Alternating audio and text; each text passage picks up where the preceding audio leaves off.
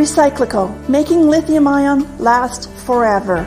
Recyclo's patented recycling process achieves up to 100% recovery of battery metals from lithium-ion batteries for electric vehicles, including cobalt, lithium, nickel, manganese, and aluminum. Recyclo Battery Materials Incorporated trades on the TSX Venture AMY, on the OTCQB AMYZF, and Frankfurt ID4. For more information, visit recyclocode.com or phone us at 778-574-4444. Recyclo, making lithium-ion last forever. You're listening to HowStreet.com radio, available online at TalkDigitalNetwork.com. Welcome to HowStreet.com radio, the online source for market opinions.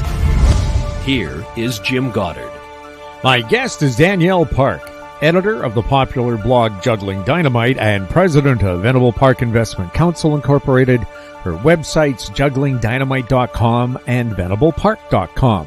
Welcome back to the show. Hey, thanks, Jim.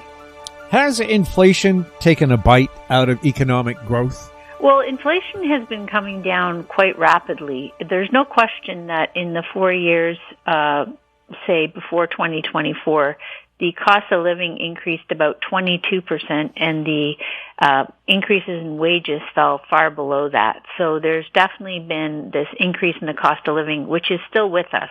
But in terms of the escalation from here, it's been slowing rapidly over the past many months. Things like Truflation, which is a real-time kind of estimate of U.S. inflation, is now about 1.5%. As an annualized rate. So I think that the inflation is no longer going to be the primary concern. It's really this difficulty we have because we came into the global pandemic having had interest rates so low for so long, for many years.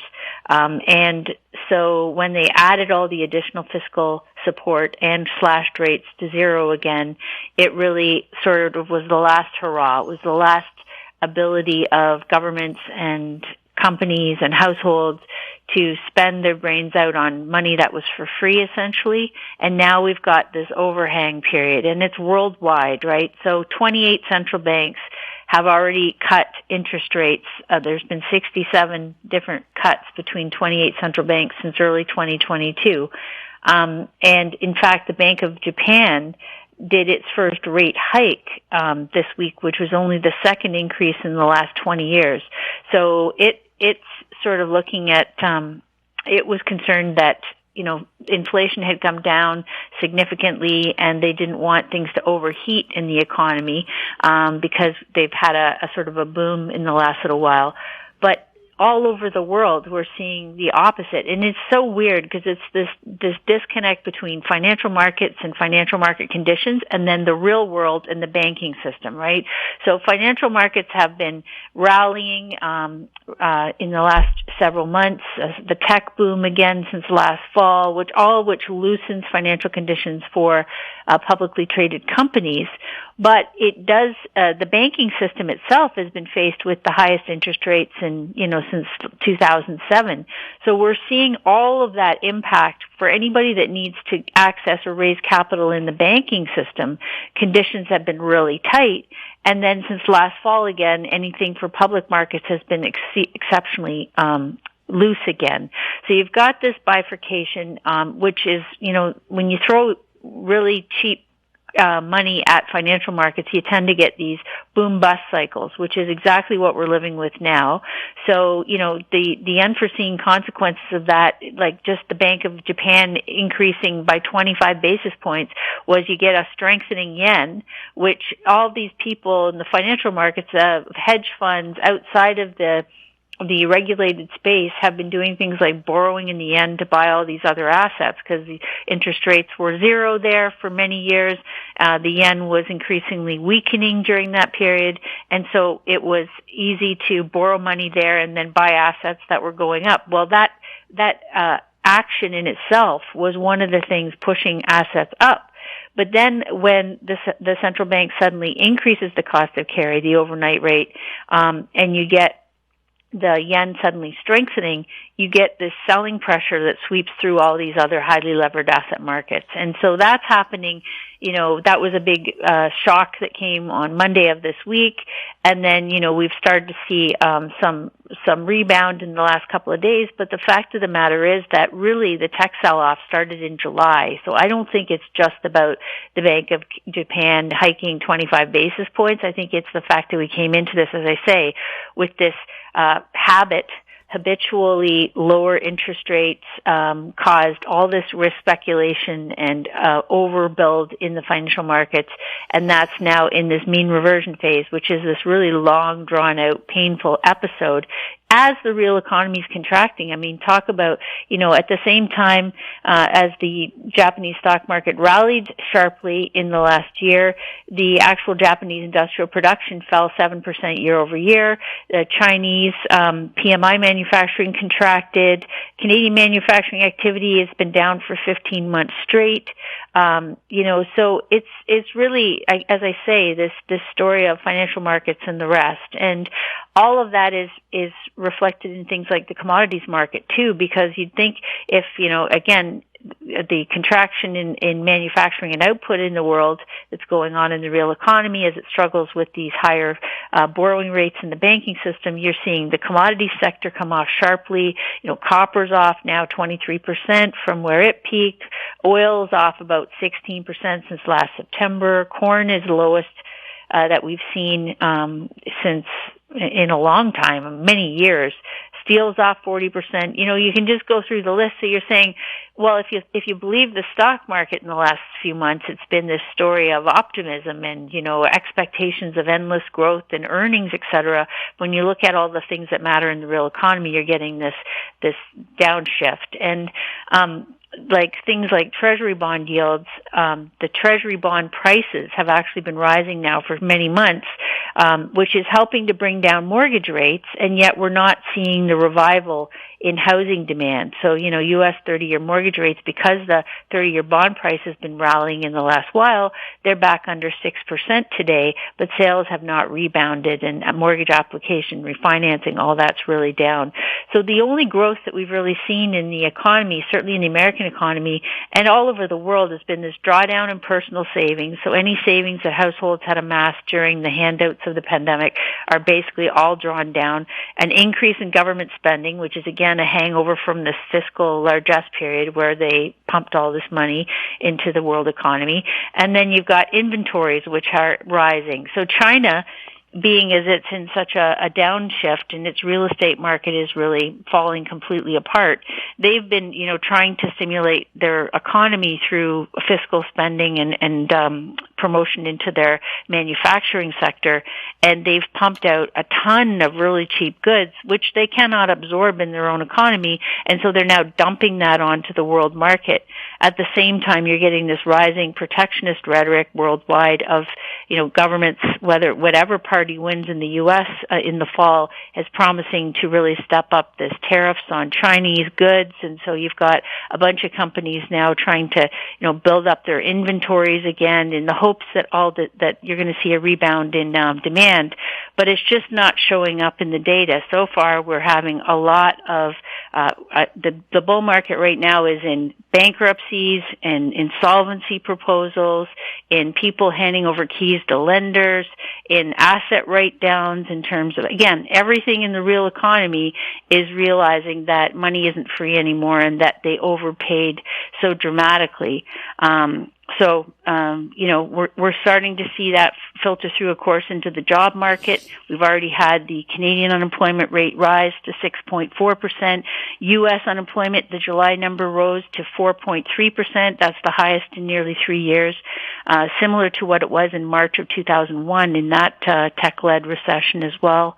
And more importantly, even the average work week, which I've spoken before, but basically companies try not and lay off people wherever possible. They try and keep their workers on, but they've got a big downdraft in revenue and sales right now going on, throughout many sectors of the economy, most actually. So the average work week has fallen to just 34.2 hours a week in July. That's about as low as it can get before they have to increase job cuts again. And of course, we've got this irony of the AI layover, where 85% of the CFOs surveyed recently said they're using AI to lower their labor costs. So wherever they can save, expenses, that's the focus. It's not so much about how do I get revenue from the AI story, that they haven't figured that out yet, and how to increase cash flow. So it's a story of how do we use this to lower our costs. So you're seeing JOLTS hiring data. The U.S. JOLTS hiring data was off by more than 9% year over year. 96% of Americans who've entered the labor force in the last year haven't been able to find a job. All these immigrants that people keep talking about, how they've been coming in and taking our jobs. The truth is, most of them have not been able to find a job in the last year. So that is adding to the unemployment rolls. Intel, here's another, example of the real economy story. While you've had this big surge in the tech part of the stock market, which we've talked about before, how it really rallied, and became 34% of the overall S&P, record concentration in just a handful of these big tech names. Intel's right at the forefront, right, with the chip sector of supposedly that whole boom, and yet they're seeing their sales revenues falling, and they this week announced they're going to be cutting their global workforce by 15%, and they suspended their dividend last week. So in a heartbeat, their shares have fallen now 34%. Again, this whole unrealistic expectations of insatiable demand for chips and AI and how that's going to, solve all the problems of the world, when in fact we've got this massive overbuild now across the board. And all the central banks are looking at that. Like the Bank of Canada, in its recent missive, was saying, yes, they cut rates a second 25 basis points in Canada, but they were saying that they can see this excess capacity story persisting for at least a couple of years. They talked a lot about the excess supply when they did their press conference, and that's not something that's going to go away quickly. So that means you've got to have clearing events. You've got to have, if you think about stores that have too much goods or wholesalers that have too much goods, they have to lower prices to get rid of it. They have to do clearance sales, and that's really needed across the board. So, a lot of people are hoping that all we need is central banks to cut interest rates more, and suddenly that's going to fix all this.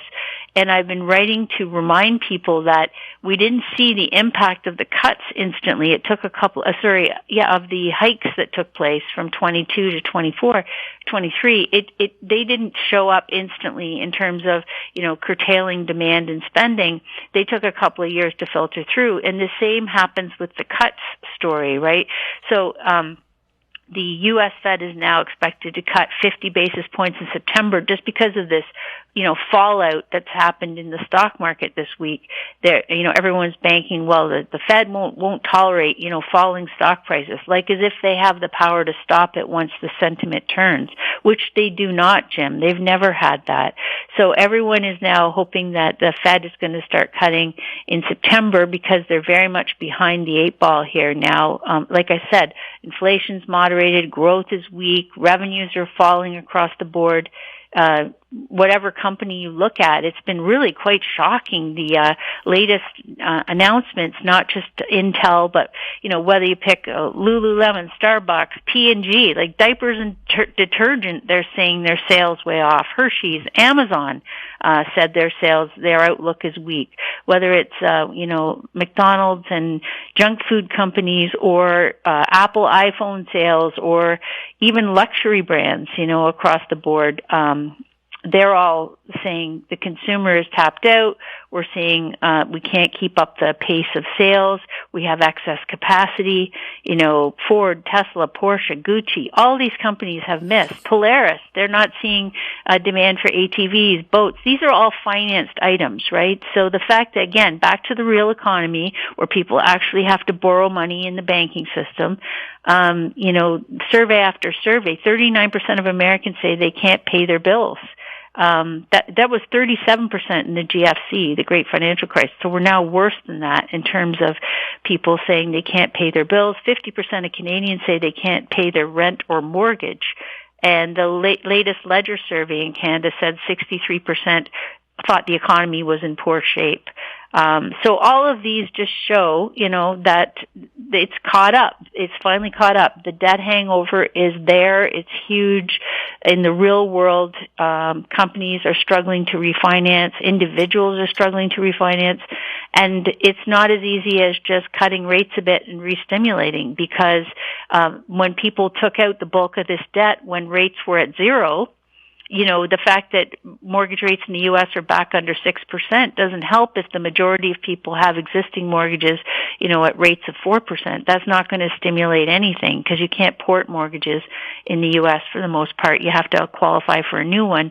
And even in Canada, again, if the bulk of the mortgages, and they were taken out when mortgage rates were at extreme lows, in under 2% in many cases, then it's not going to help people that mortgage rates have come back down to the 5% range in Canada. It's not stimulative. So it's not enough in and of itself. We'll have more with Danielle Park right after this. Don't miss out. Stay informed. Receive the HowStreet.com weekly recap with thought-provoking podcasts, radio, and articles delivered to your inbox. Sign up for the HowStreet.com weekly recap on our homepage at HowStreet.com. Welcome back. We're speaking with Danielle Park. Danielle, was the road to Canada's financial hell paved with good intentions? Yeah. I mean, I saw this at the time when it was happening. A lot of people were, trying to help, I always say in quote unquote, help young people to get into the property market. And they were doing that out of an interest in being supportive and thinking it was the right thing to do. But the problem was they were helping people into things that they couldn't actually afford to maintain themselves.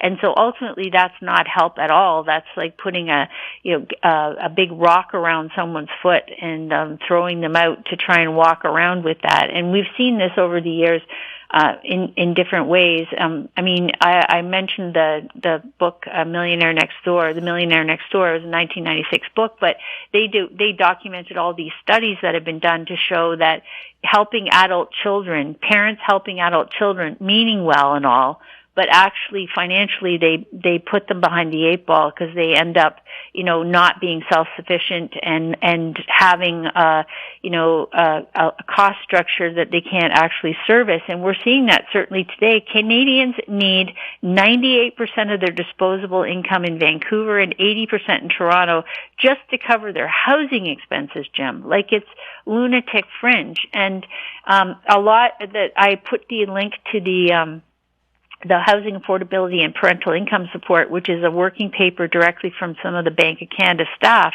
It's fascinating to read, because they point out that, whether it was parents co-signing on mortgages and or helping with down payment assistance, the average person who was buying in the past few years did so with a couple of $100,000 down payment courtesy of their parents. And many of those parents either took that money out of their own savings or borrowed against their house or line of credit in order to advance those funds. And then another 12% or so had to actually co-sign on the mortgage to help first-time home buyers get into the market. And then what's happened, Jim, as you know, is that the prices have not gone up in the last couple of years. Indeed, they're coming off at the same time that these debts have been coming up for renewal. And you've got, baby boomers are currently over 70 years old. So 70 to 78 is the current wave of baby boomers. A lot of them are the ones who are borrowing against their homes to try and help, whether it was children or grandchildren. And so everybody's got less actual savings at the end of the day because of all this, because they were putting so much of their savings towards trying to get into the property market. Those asset prices have now stagnated, or they're falling in many cities. And the cost of carry has gone up so dramatically. And so people are saying, well, as mortgages come up for renewal, it's impossible, right? They just can't renew. They can't keep this up. And so a lot of those parents are actually having to not only do all those other things, but also give adult children payment help month after month out of their own cash flow. So you can see that something's got to give here.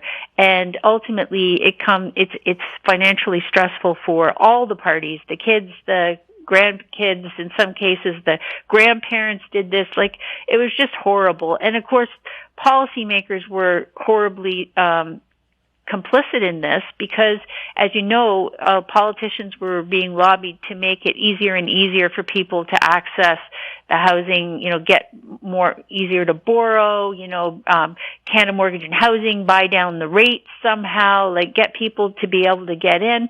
And then we've got, of course, the primary residence full tax exemption in this country, which is an incentive for people to want to double down on housing to begin with.